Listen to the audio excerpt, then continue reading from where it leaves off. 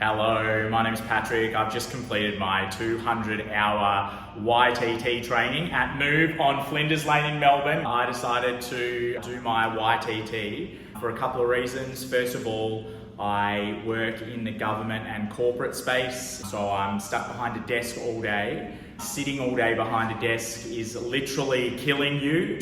So I started yoga 2 years ago to move my body and find something that was going to be good for my mind and my soul. And over that 2 years, I've grown to really love and respect the practice. And I wanted to take my personal practice to the next level. And I'm looking for something to do outside of work to keep my soul enriched and my heart happy, and yoga teacher training was the way to go about that. So the methodology is fantastic. It's a very concise course, very well structured.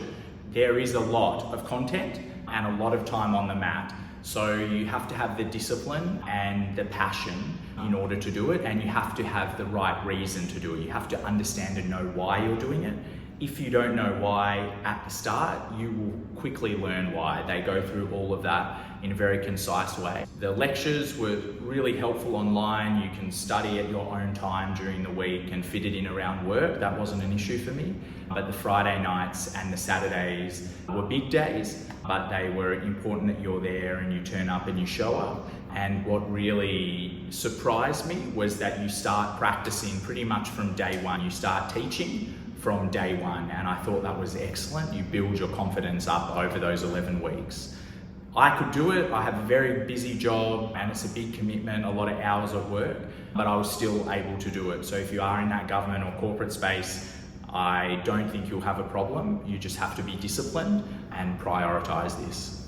My biggest aha moment was the first lectures, and you'll learn about the Yoga Sutras, Patanjali's Yoga Sutras, and the first Yoga Sutra is now the practice of yoga begins. And for me to rock up on the first day and hear that was a very grounding moment, and that is the philosophy which I carried through the entire 11 weeks. And I kept coming back to that every time I was getting disrupted or disheartened at certain stages. I just keep coming back to that present moment and that first sutra and carry that through the whole practice. So next for me, I am definitely going to be looking for a teaching job. For the moment, I'm going to be juggling my corporate responsibilities, but also fitting in 3 or 4 classes a week around my full-time work.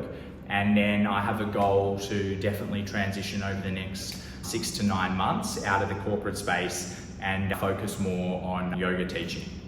Even if you're not intending to teach, or you have some hesitation there, or you've got a bit of fear, try and put that aside, because the development in your own practice is worth coming to YTT in itself, and the training, whether you teach or not after this, developing your own practice is going to be one of the real gems of the 11-week experience.